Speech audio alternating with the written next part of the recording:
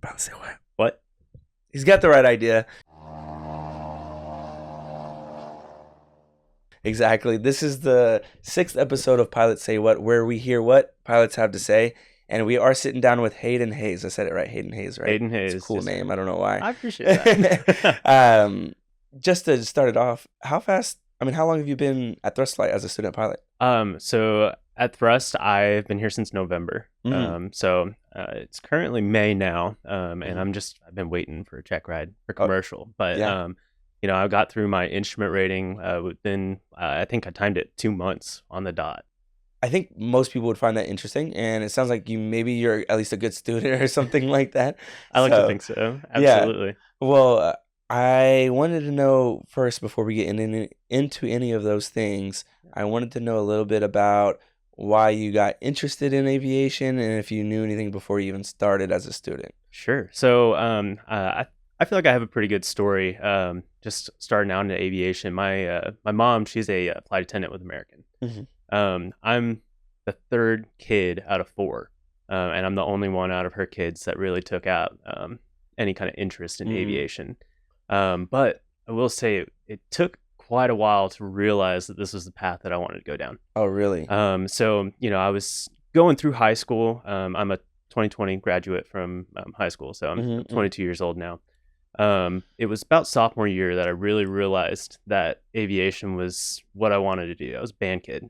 Yeah. Every time we were out at the field, I was looking up at the sky. We're Really? right underneath DFW, so I've got planes that are going through, and it's funny because I had a lot of people were like, "Hey, what kind of plane is that?" I have an answer right off the bat. Oh, really? Absolutely. And why did you? I mean, were you just you were looking stuff up? You talked to your mom about it. I mean, you just got into it. Yeah, so Gotcha. well, looking back on it, there were several just signs that were like, this dude loves aviation, and I don't know why it took till sophomore year to figure that out. Yeah. Every Lego set that had an airplane in it, I had to have it. Uh, I had this hamster and this toy that I would fly him around in. He was my little mhm. pilot. That's cool. I remember whenever we would go see my cousins in New York, Huh. I stood up. It was 10 o'clock, which was really late at the time. I was like 12 years old. Yeah. And I had drawn these airplanes that I wanted to give to the pilots. I was that kid who always wanted to get up in the cockpit. Oh, Um, okay. so just looking back, I was like, man, I don't know why I didn't figure it out until sophomore year. But my mom,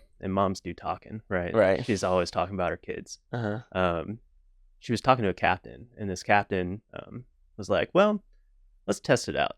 He said, Yeah. meet me at this airport at this time. And it was actually Arrow Valley now, which is a identifier 52 Fox. Mhm. And he has a little plane out there. It's called a Super Viking, or Blanca Super Viking. Mhm. And he took us up in this airplane. This airplane is an awesome airplane.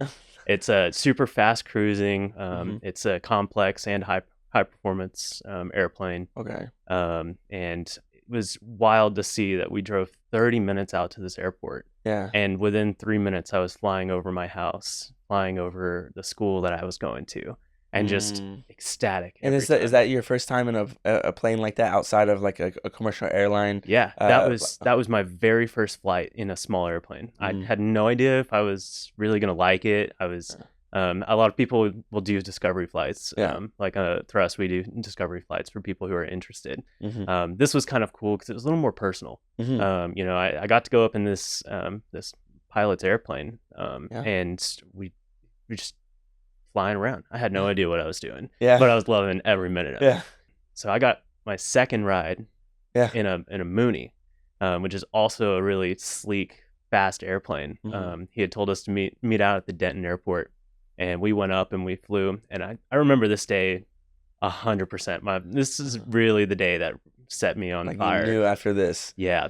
Mhm. This guy's name is Roland Welsh, and he met us up at Denton. We were sitting in traffic all the way up there, and Mhm. he was telling us he flew over us because he lives in a little airport Oh. neighborhood.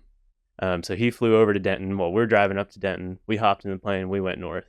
I Mhm. remember because I was so excited to say like the takeoff clearance because Denton's a towered airport, Yeah. and the airport. I remember him telling me he was like, "All right, this is what you need to say. Uh-huh. Cleared for takeoff, north turnout, and whatever."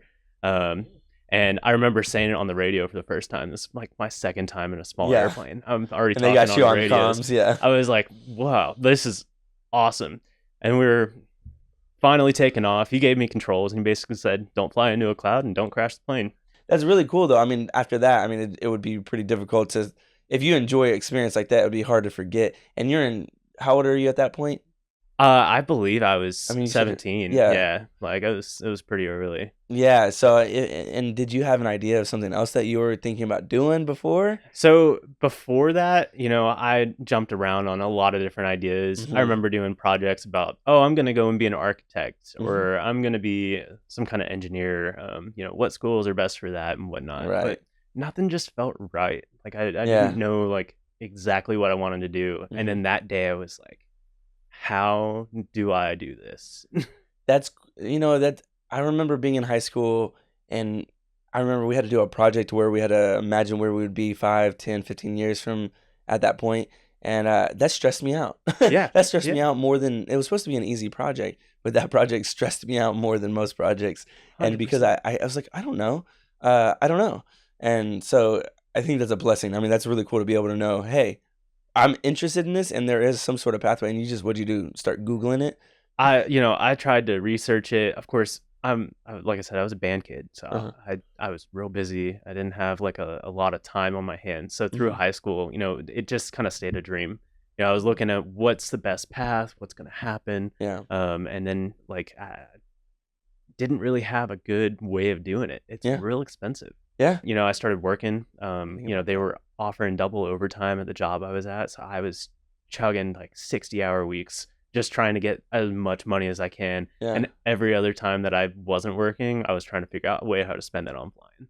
Oh, okay, I see. Mhm. And so were you starting to fly during your senior year during COVID? Is that what you're? So my story kind of differs from a lot of guys. Uh-huh. So Roland actually helped me through COVID. He said, "We're Mhm. not going to touch an airplane, but I'm going to be able to take you through your ground training." Mhm. So we would meet up at the FBO, the fixed base operator over there at Denton. At the time, it was U.S. Trinity, Mhm. and we would use the conference room. And 3 hours every week, a couple days a week sometimes, we would just go and he would play Stump the Dummy with me. Oh, okay. So he would get me inspired to get in the books and everything. Yeah, that's And then good. we'd come and talk about all these concepts and everything that we're learning, how it applies. We would sit and talk, just banter back and forth. Yeah. But little did I know I was learning a lot. Yeah, I mean, I Um, would imagine you're gonna talk to someone who knows something, right? So Absolutely. that I mean, would you consider him like a mentor in that situation? I don't know if Absolutely. that's what you. Yeah, Yeah. he's absolutely my mentor, Yeah. still is to this day. After I have flights, there are several flights that I am frustrated with or that I come out and I'm feeling real good about it. Mhm. Stage checks, Mhm. doing well in those through here. I'm always constantly calling him, "Hey, Roland, this is the update, or what's happening with my life." Yeah. And he loves to hear about it. The fact that he took an interest in you and helped you learn things in ground training Mhm. when you came here, did you have certain expectations? Did he prep you for that? I mean, I'm curious about how starting flight school, whether it be at Thrust or in general, like if you make it, I don't know how much of it is specific to Thrust. Maybe you could speak to that Yeah. more. But what I'm wondering is, did you have expectations or things that you thought were going to happen and it was different when you got here? So, yeah, that's a great question. So the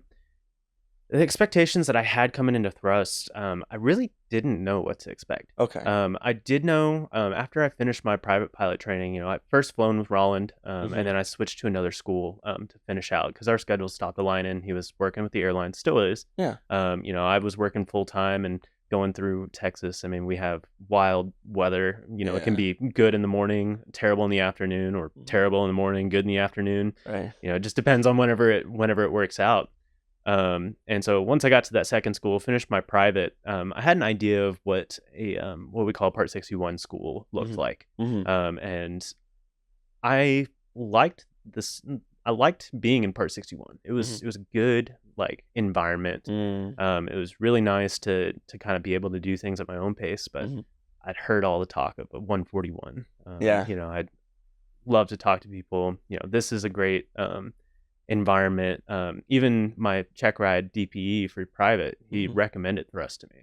He Okay. said, if anything, you just need to check it out. So I did a lot of shopping. I was looking all over, and I had some expectations that I wanted, Mm-hmm. um, and I wanted something that had a lot of structure Mm-hmm. because That I makes really sense. liked I really liked Part 61. It was on my own time, but sometimes I felt lost. Mm-hmm. I felt that I wouldn't be able to get through some of the program um, if I had just kind of kept on my own. Yeah. Because A little guidance is nice, right? I mean, yeah, I feel like because when you come to thrust, I mean, I don't know the typical structure, but I know that you have a like what we would call a primary CFI, hmm um, and also a lot of students did say that they didn't realize that it wasn't like your typical college experience, right? yeah, It's a program. You come in, you do ground training, and there's a lot of free time that you utilize the community for in order to actually learn things, and then you partner with your primary CFI, and that's kind of how the system goes. It's somewhere to participate in learning how to fly. It feels more like obviously there's a structure here, and that's part of the reason it seems like you came. Do you feel like you got what you were looking for? I so far absolutely. Mm-hmm. This is everything I was looking for. Some of the criteria I was really looking for was one structure. I want Mm-hmm. something that's going to be very regimented on this is what's going to happen here, and then this is what you need to look forward to. Mm-hmm. And from there, it's kind of judging how can I push myself to be there because I can absolutely push myself. I Mm-hmm. mean, that's absolutely what I did through instrument and even commercial, Yeah. and why I'm able to finish so quickly. I'm maybe not as fast as every student, Mm-hmm. but I'm definitely been pushing a lot faster than some of my other peers that I've Mm-hmm. seen. Mm-hmm. And through a 61 environment, I didn't really know what to expect for the next flight. I didn't Mm. really know after going home what did I need to study. Right. So I really, it was funny for my check ride. I felt like I over prepared because Yeah. I walked out of the oral exam and I was like, That's it. that was it. Like I was overhyping it by so much. But here, it's so nice because, and this is really why I wanted to come here. There's a culture, there's a community. Mm. I didn't see that in a lot of the other schools that I looked at. Mm. And you I could, don't but just from looking at them, you could tell the difference. absolutely looking at them, even in the tour. Mm-hmm. The first thing that we tell people, anybody in a red shirt is a student. Mm-hmm. Go and talk to them. They don't try to just shut off the tour to this is here, this is here. Mm-hmm. They absolutely push you to go and talk to people. Talk to people who are real time in the program. Yeah. And immediately off the bat, I could tell that was a culture Oh aspect wow. and a community aspect. And it really has played into my training here. Yeah. And something that I've seen. It's something I really love to see. And it's really nice to be able to go up in the study room and especially through instrument because instrument's a lot of new stuff. Uh-huh. There was one time I was just sitting there kind of frustrated because I was like, I don't understand this. Uh-huh. And I just asked a question aloud. I said, hey, can anybody explain? And I forget exactly what I was looking Yeah. at, but can anybody explain this? And I had 3 different people Just who were all like, oh, yeah, let me help you with that. And then yeah. we all started a conversation about all this instrument stuff. And there was somebody working on their commercial. There was somebody working on their CFI. It's somebody who was a private who just wanted to listen in.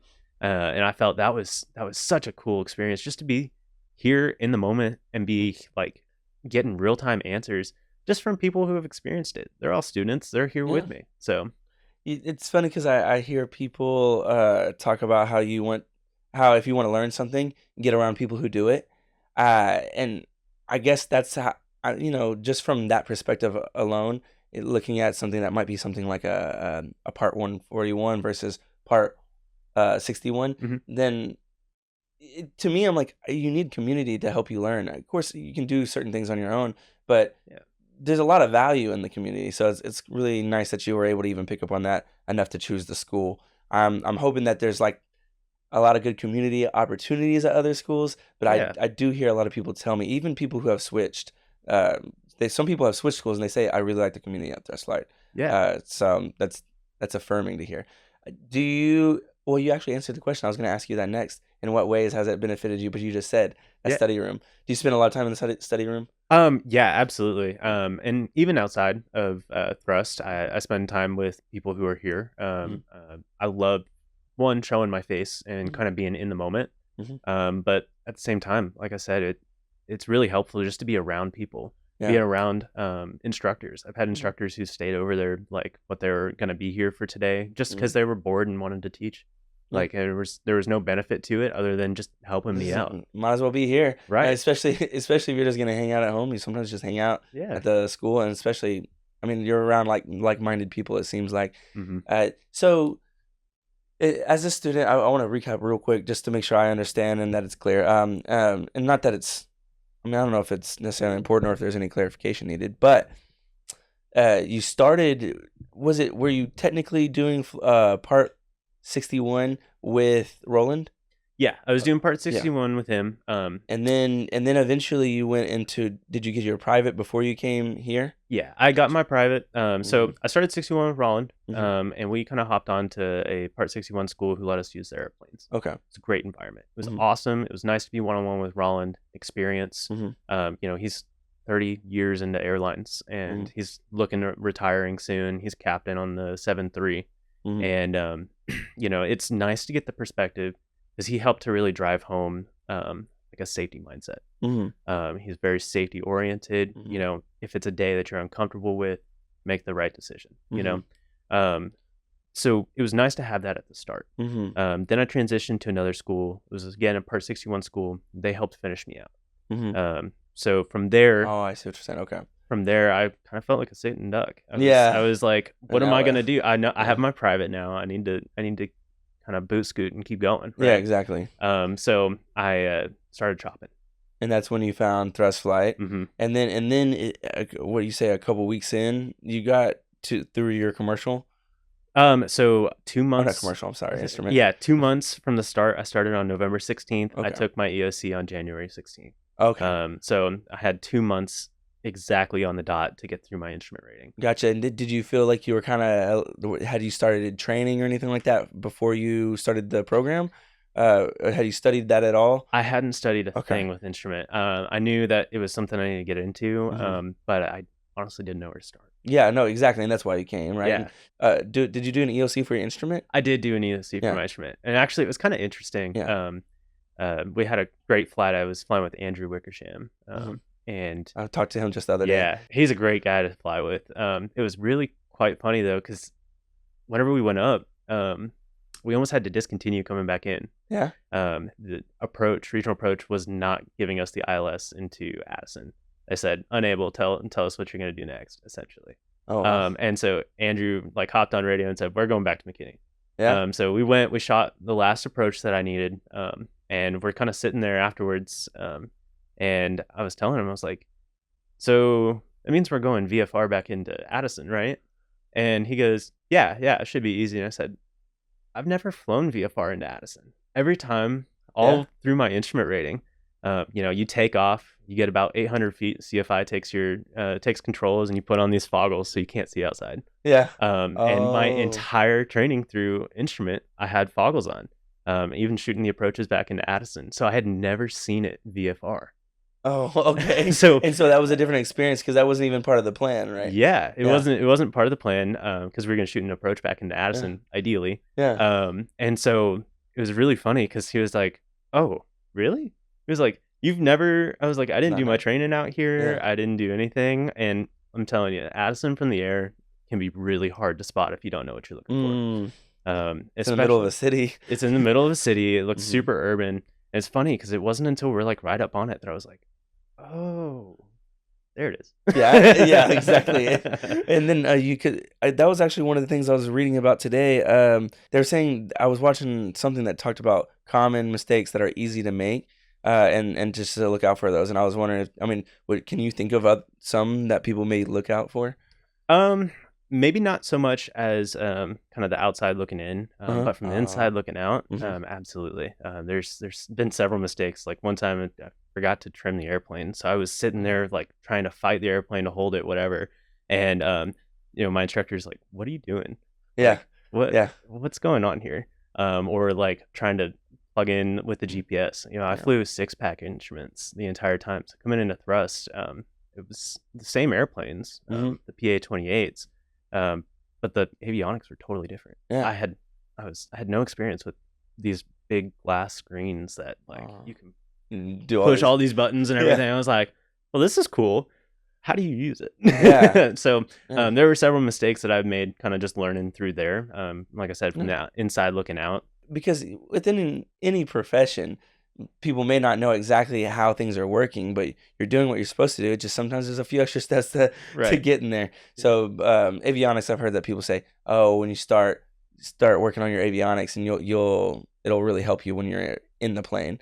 Yeah. So and we is that part of the flight simulator too? Does it help with Yeah. things like that? So with the simulators, Hmm. for the most part, like it gets the general picture, the great idea of this is what it's going to look like Like in the the airplane. workflow and And the everything, right? flow, absolutely. Yeah. The flows are everything. Yeah. This is how you're supposed to do this. And you take those skills and it translates right into the airplane. Yeah. Okay. That's cool. All right. Well, that's good to know that you got into thrust flight and that you did get what you need out of it, especially coming from because you're taking a little bit of a different path. Yeah. So, Yeah. I wanted to say, in thrust flight, first of all, do you feel supported, right? But how or who is it that you go to the most in here in thrust flight? Is it a peer? Is it maybe a CFI? You have Sure. your favorite go-to person? So there's a lot of guys that I really look for. Hmm. I've kind of kept a close circle with guys who are at the same position as me. Hmm. A lot of students who are around the same area. Hmm. It's very nice to be able to kind of bounce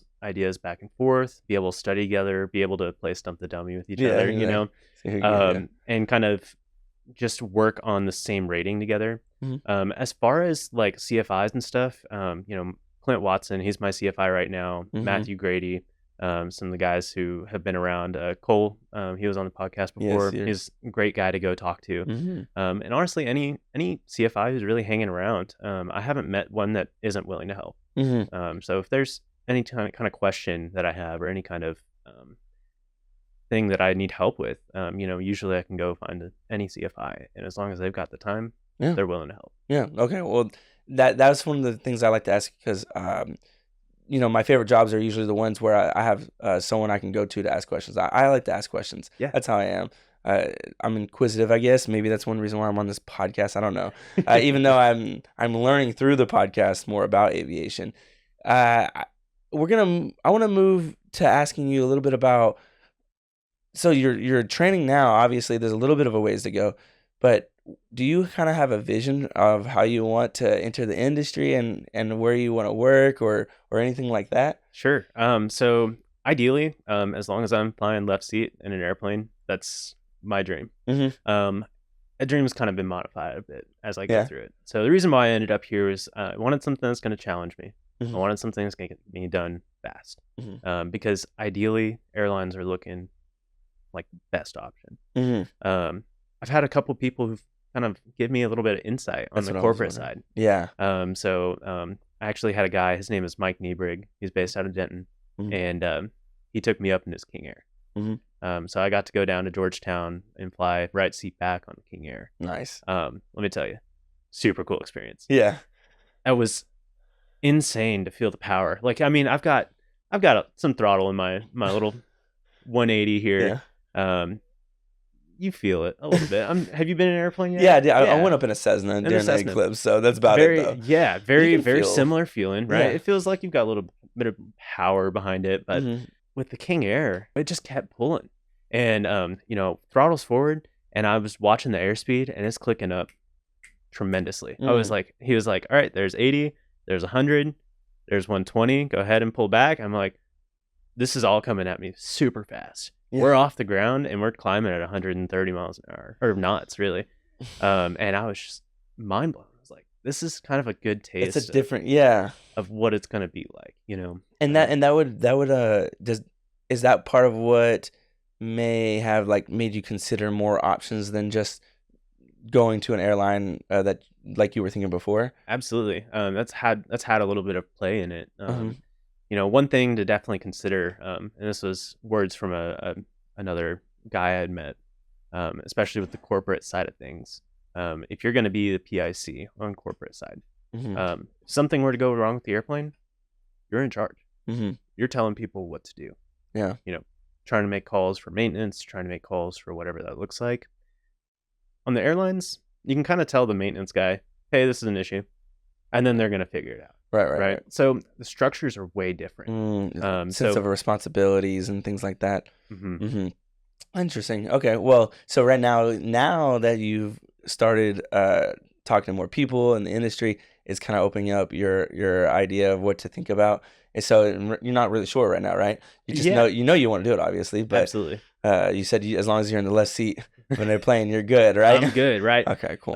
Yeah, one of the things, I mean, I'm considering kind of all options. What's Yeah. going to get me where, what's going to get me doing the fastest or whatever I can do. Yeah. With that said, I also like to live in the moment. Hmm. I like to enjoy what I'm doing. Yeah. We're here in a training environment. I'm going to enjoy doing what I'm doing. Hmm. I also think there's a good balance between that, though. Hmm. A lot of guys who come to the 141 school that I've seen, they've been here and they're doing their training. They're doing their training, and you're constantly caught up in this training. Yeah. And it can be really good. It can. Yeah. But sometimes it can get a little old. It's like, Yeah. I've been training this entire time. Yeah. I'm a huge curious. advocate of get out and use your private for something real quick. Mm. Once a month, maybe not even once a month. If you can just afford 1 hour, go rent an airplane and just enjoy. Fly. Just Yeah. fly. Enjoy the aspect that you worked so hard for. Mhm. Mhm. And that's one thing that is really cool about flying that I've seen. You can be in this training environment and be accelerating through everything, but just take a step back for a second and enjoy what you've done. Yeah. You know, Don't forget the motivation that's behind it anyways, because it sounds one thing I hear from everyone I keep talking to is that it's a really clear common denominator of what everyone wants to do. They want to fly. They just want to fly, and I think that's I, I've been I'm a part of different communities, whether it be for videography or whatever artistic community, right? Sure. But I think that sometimes people don't know why they're doing what they're doing, but pilots don't seem to be very confused. So you know what I mean? I mean, it's obvious. It's like I don't want to fly, but I guess it's just refreshing to hear people be so clear about that. And what you're saying though is to actually do it every now and touch base and kind of refresh that motivation, especially when Absolutely. you're studying, you're thinking, and you're training. Yeah. And go enjoy it a little bit. I mean, it's not too early to enjoy it. So, Exactly. no. And that's something that's definitely kept my mind real clear on, Mm, I'm driving, I'm trying to, mm, maintain my currency, trying to maintain my mhm, knowledge and everything mhm, on everything through commercial, did the same thing through instrument. mhm. But it's nice to kind of just take it back Yeah, or take a step back and just fly, yeah, absolutely. get back in the air and do what you love to do. Yeah, especially, I mean, that's why you're here. Just for funsies at the end, I kind of thought Sure. about doing this at the beginning. I do have some questions. They're like rapid fire questions. I was just wanted to try this out. This is something that I'm gonna break the fourth wall a little bit. I'm just trying to. I want to try out different things that are gonna make it fun. Yeah. So if this is something that isn't completely awkward, then that means that I can try it next time, maybe earlier on in the podcast. But if not, we're just gonna cut it out here. Um, Let's do it. but these are like almost like icebreakers. I have no idea. I don't know if I would do good at these. So I'm gonna ask you a question and see how it goes. So if you could have any superpower to fly related to flying, what would it be? Ooh. Man, honestly, flying. Like, Right? Just uh, flying. actually, no. Now that I can really think about it, the ability to just breathe, Hmm. not be able to suffer of hypoxia, because man, if you could go up as high as you Mm, wanted to while flying, that would be cool. that would be cool. That sounds cool. Okay, the next one is so it says, "What's your favorite aircraft livery or paint scheme?" Ooh. Okay. So my favorite livery. There's Livery. there's a guy actually has a Mooney and he's been popping up all over. He goes to Sun and Fun. He goes to Oshkosh.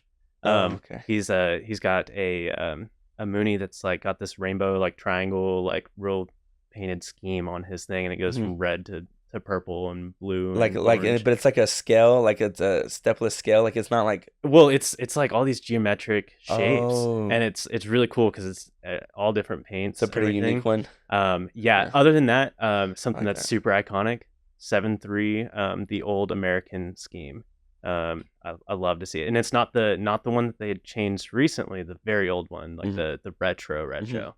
Um, Yeah. so Okay. Gotcha. And then if you could fly anywhere in the world right now, where would you go and why?